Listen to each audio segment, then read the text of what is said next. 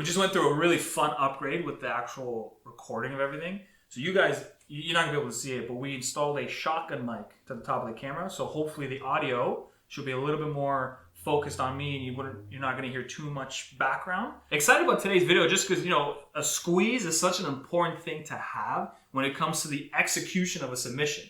It really is a make or break it. And the biggest thing that happens to people is two things. Either their squeeze is not strong enough or their squeeze fatigues. Like they actually get super tired, arm gets full of lactic acid, and then it's pretty much game over. They have to let go. There's two ways you can develop, or rather no, there's three ways you can develop your squeeze. One is just train, get better, and then you're able to choke out more people, and then you can just practice doing that over and over again, and you'll develop it naturally. Number two is going to be using inanimate objects to just place into a submission hold and then squeeze for time. And then number three is the same thing except no props needed. You can just use your own body. And it sounds weird, like how do you practice a squeeze on yourself? Well, I'll show you. The second version being using inanimate objects. Now, it has to be within reason. The size it can't be the size of a moose. So I have two examples today, just so you guys can look at and see what you can find similar in your house, right? So the two we have today, first one's just going to be like a regular foam roller. It just doesn't matter, just standard size. You can get the longer ones if you want,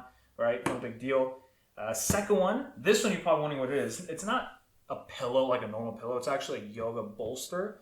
They use this generally to make poses a little more comfortable and easier for those that have a challenging time with it. But it's actually a beautiful size. It's so firm, it's strong, it can really endure a lot of pressure.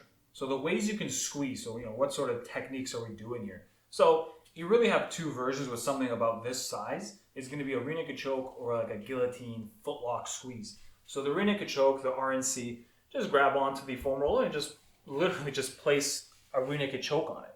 And then the idea here is you're going to squeeze for time. So you're going to put your phone or whatever stopwatch, hit go, and then what I want you to do is tighten everything up and then squeeze. Now, one thing you want to know, you don't want to squeeze with all your might. You can if you'd like to, but it's really not necessary. Squeeze with enough that it's actually like it'll fatigue you, but not so hard that you're either going to break what you have or you're going to hurt yourself. You're going to pull a muscle.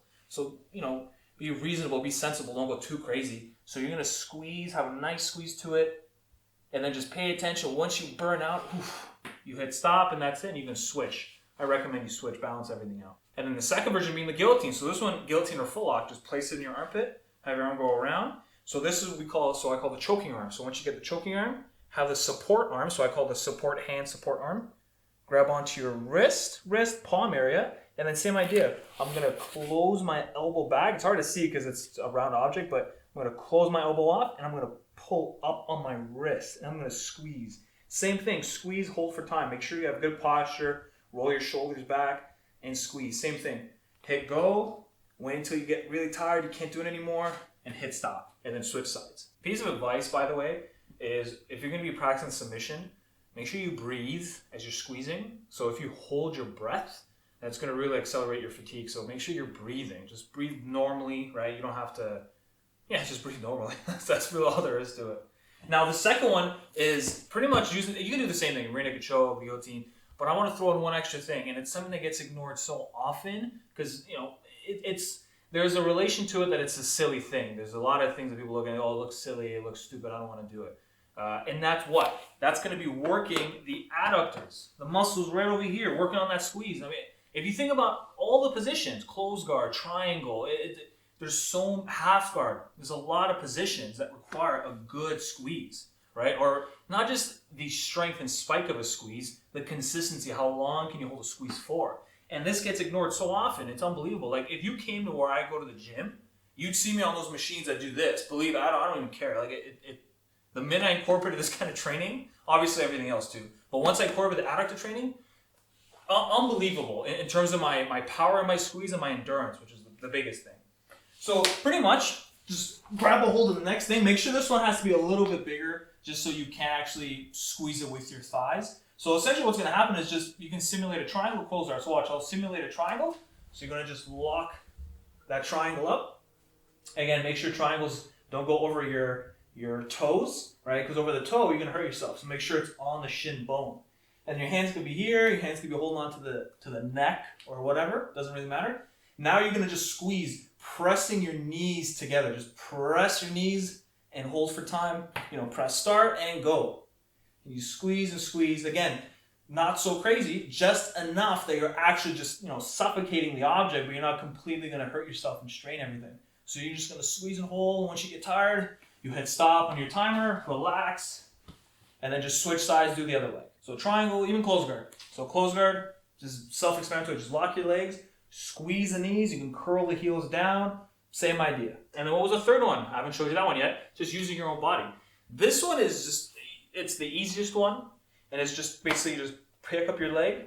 Arm's going to go around. And then just squeeze.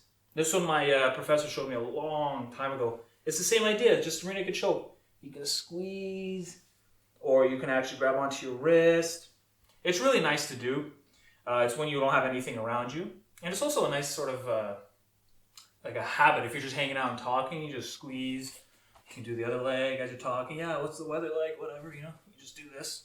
But personally, I would actually prefer just either doing it just in training or actually using an object, just so I can have more options, do so many different things. Squeezing. What's the weather like? Thank you very much for watching, guys. If you've seen more than one of our videos and you haven't subscribed, go ahead and do that now. Like our video, share it. And if you guys have any questions related to Jiu-Jitsu, just leave a comment down below. I'll see you guys in the next video.